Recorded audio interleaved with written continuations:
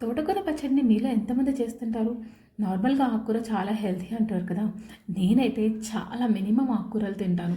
వాటిలో ఈ తోటకూర, గోంగూర, మెంతి ఇవి మూడే మాక్సిమం తీసుకుంటా. సో, వాటితోనే డిఫరెంట్ డిఫరెంట్ రెసిపీస్ ట్రై చేస్తుంటాను.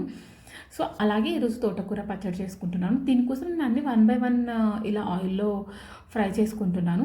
ఒకవేళ అన్నీ కలిపి ఫ్రై చేసుకోవాలంటే ఫస్ట్ ఆకుకూరని మొత్తం ఆయిల్‌లో మగ్గపెట్టుకున్న తర్వాత పచ్చిమిర్చి, టమాటో, చింతపండు వీటిని ఆయిల్‌లో మగ్గపెట్టుకోవచ్చు. దాంతోపాటు జీలకర్ర కూడా వేసి బట్ ఈరోజు నేను మిక్సీని కాకుండా రోట్లో దంచుకుందామని చెప్పి ఇలా వన్ బై వన్ ట్రై చేస్తున్నాను. ఫస్ట్ అయితే పచ్చిమిర్చిని ఫ్రై చేసి పక్కకు పెట్టేసుకున్నా. తర్వాత తోటకూరని ఆయిల్‌లో మగ్గపెట్టుకున్న పక్కకు పెట్టేసుకున్నా. చింతపండుని, టమాటోని రెండింటిని కలిపి ఆయిల్‌లో ఫ్రై చేశాను. చింతపండు అయితే 5 మినిట్స్ ముందు నానబెట్టి ఇందులో ఫ్రై చేశాను. జీలకర్రనైతే జస్ట్ వేసిన వెంటనే తీసేయొచ్చు. అది త్వరగా మాడిపోతుంది కాబట్టి జస్ట్ ఒక సెకండ్ చాలది. ఆల్రెడీ పాన్ వేడిగానే ఉంటుంది కాబట్టి.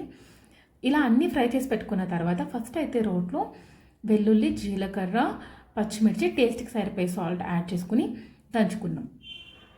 ఇది కొంచెం ఎదిగిన తర్వాత ఫ్రై చేసి పెట్టుకున్న ఆకుకూరను కూడా యాడ్ చేసుకొని దంచుకోవాలి. చిన్నప్పుడు మా అమ్మ రోట్లో దంచుతున్నా, లేదు మమ్మల్ని దంచమని చెప్పినా చాలా గొడవ పడేవాళ్ళం. ఎందుకు ఎప్పుడు అలా రోట్లో దంచుతావు, మిక్సీకి వేయచ్చు కదా అని. కానీ ఇప్పుడు ఆ రోజుల్ని, ఆ టేస్ట్‌ని వెతికినా దొరకవు. మీరేమంటారు? అలా ఆ టేస్ట్‌ని మళ్ళీ ఎక్స్‌పీరియన్స్ చేద్దామని ఉన్న ఫెసిలిటీస్‌లోని ఇలా చిన్న రోలు తెచ్చుకొని ట్రై చేస్తున్నాను. ఇలా ఆకుకూర మెదిగిన తర్వాత నేను ఫైనల్‌గా ఆనియన్స్ ఎందుకేసానంటే, ఆనియన్స్ పూర్తిగా మెదిగిపోతే అంత టేస్ట్ బాగోదు. అవి తింటున్నప్పుడు మనకు తగులుతూ ఉండాలి. అప్పుడే బావుంటుంది. అందుకే జస్ట్ ఫైనల్‌లో అలా సన్నగా కట్ చేసి పెట్టుకొని యాడ్ చేసి జస్ట్ ఒక్కసారి అలా అని తీసేసుకుంటున్నా. మీరు ఒకవేళ మిక్సీలో వేసుకున్నా కూడా ఇలా వన్ బై వన్ ఫస్ట్ జీలకర్ర, వెల్లుల్లి, పచ్చిమిర్చి, సాల్ట్ ఒక పల్స్ ఇచ్చి గ్రైండ్ చేసుకోండి. దాని తర్వాత టమాటో, దాని తర్వాత ఆకుకూర, ఫైనల్‌గా ఆనియన్స్ అలా వేసుకోవడం వల్ల మీకు కూడా చూడటానికి అది కచ్చాపచ్చాగా రోట్లో దంచిన లాగానే ఉంటుంది.